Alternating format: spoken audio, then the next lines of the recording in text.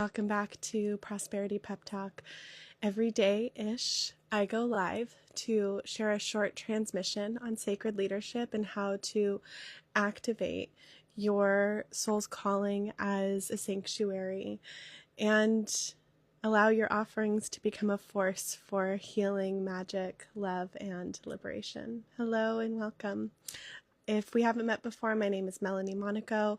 I'm an initiated priestess from a lineage of spiritual leaders and female entrepreneurs, and I've built my business as my devotional offering. I guide sacred healers to weave their medicine and modalities into sovereign wealth-building movements. And we're here today talking about how your business is actually a really potent spiritual path. So at some point, spiritual healers realize, in order to do the work that I want to do in the world, I need to allow myself to show up and sell something, right? In order to do the work I want to do in the world as a business that supports my livelihood, I have to offer something, and not just offer something, but offer something with the intention of reciprocity and keeping a roof over my head, getting paid for this work. And many people will cross that threshold with ease. Many people will find that that's sticky, but once you do cross that threshold and you start your business, I have seen again and again and experienced this myself, that your business itself becomes an initiatory experience. So many of us will have this fear of visibility, or this fear of owning our excellence, or owning ourselves as leaders, and really sharing with conviction, because we're afraid of being exiled. We're afraid of people making fun of us. We have these unhealed wounds that show up in our business. And when you expand into leadership, you begin to meet different parts of yourself that you haven't before. Business offers this incredible opportunity that you may not experience otherwise, to witness wounds within yourself that are particularly activated by the unique experience that entrepreneurship is. And it reveals your shadow, it reveals attachment, especially relationship with power. It reveals things about your ego, about your devotion and discipline, about your resilience. And that's part of why building a sacred business can feel so intense, because not only are you learning a new language, because business, entrepreneurship is an entirely different language than your modality. As a coach, as a healer, as a facilitator, whatever you do, building a business is an entirely different skill set. And so it can feel really intense to develop this different skill set, because just like when you've gone through modality trainings that have completely transformed your life through the personal development aspect of receiving the healing benefit of that modality, entrepreneurship does the same thing. It's just in a different language. We often think that it's more practical and more pragmatic, and that it doesn't have this personal development piece, but it does. Especially spiritual leaders, if we can embrace that, oh my goodness, it becomes this incredibly profound way to deepen your spiritual journey. So I want to ask you to, if you're a sacred healer, spiritual leader, I want to ask you to consider, what are some of the blocks that you're coming up against in your business? And if you're here live with me, I'd actually love to hear in the comments. And even those in the replay, but I would love to hear, what are some of the blocks you come up against in your business? Is it a fear of sharing your offerings?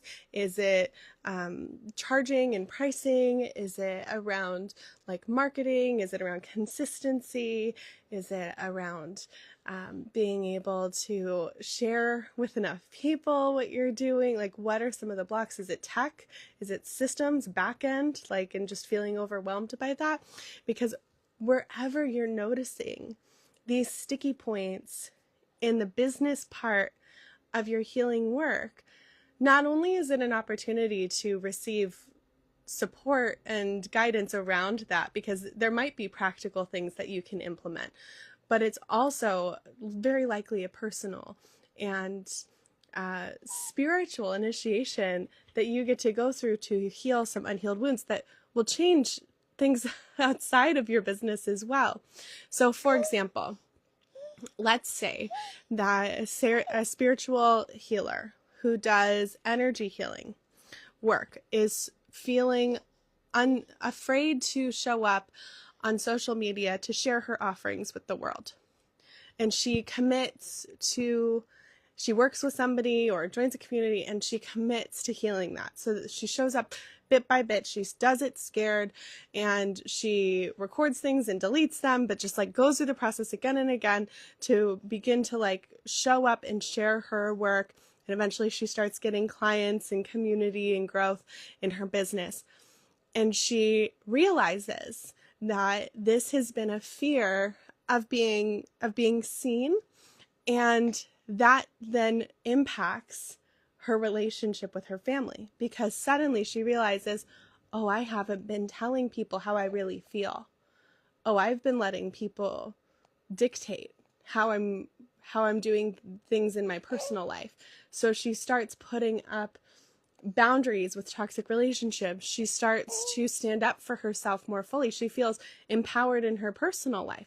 And that's the impact of having done that business work. It opens up pathways for healing in your personal life as well, in ways that maybe you weren't realizing or registering before. I want to end this Prosperity Pep Talk with a final point about the discipline required in business, right? Because if we're committing to healing these wounds and these blocks, not just to benefit our business and our work so that we can do this professionally and successfully and expand exponentially, it requires discipline. But I've always had an issue with that word.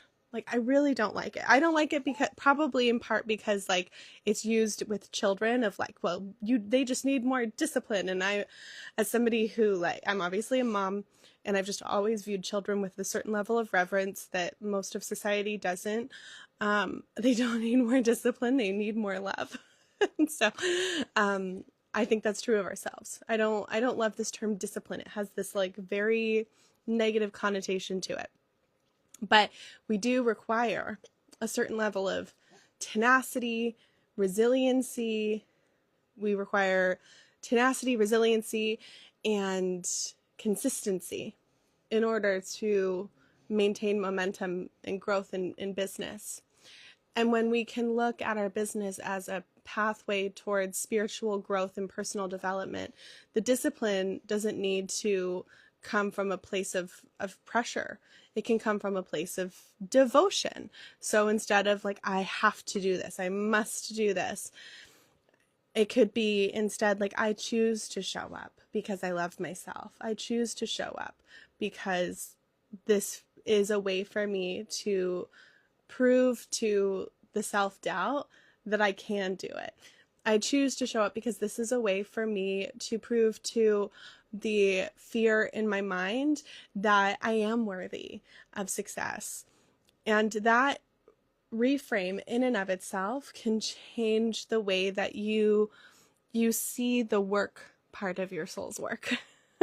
So how would you treat your business differently if it was a devotional practice to your own healing journey? How would you treat it differently if it was your devotional offering to Source? How would you treat it differently if it was your devotional offering to creating a better planet for all living beings? That's a completely different paradigm than like discipline, showing up consistently. So I want to invite you to open yourself up to the possibilities of the healing pathway that entrepreneurship can provide us, especially as sacred healers and leaders, and to shift the way you see showing up in your business, not out of discipline, but instead through devotion to self, to Source, to all beings on the planet and in the universe. Thank you for joining me for today's Prosperity Pep Talk. I look forward to seeing you hopefully tomorrow for another. And you can find all the replays on my Substack, on my YouTube, on my podcast, Sacred Healing and Enchantment, and on my Instagram, Melanie Rose Monaco, where I go live. If you want to deepen your relationship to business, if you're vibing with this, I would love to invite you into the Hearth.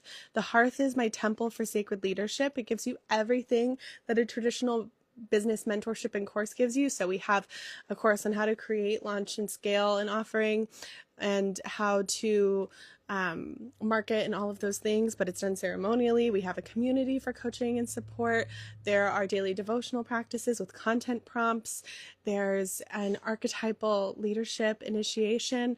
So it's everything that you need, that you want, and that we benefit from in traditional business mentorship and courses, except it's structured like a temple. It gives you strategies, it gives you structure, it gives you mentorship and coaching and reflection and community and feedback, but through the lens of sacred and devotional offerings. So if that's of interest to you, I would invite you to visit hearthtemple.com. You can find the link in the show notes, the link in my bio, wherever you're watching this. And I want to just encourage you that if you need a space to deepen your relationship to business in a way that's meaningful, this is that space. It's a really beautiful unfolding. I am experiencing more magic with it all the time, and I hope to see you in there. It's priced at coffee level money, literally like around $3 a day. So it's accessible, but also incredibly transformational. I would love to see you in there. hearthtemple.com. All right, I'll see you soon for another Prosperity Pep Talk. Blessings to you.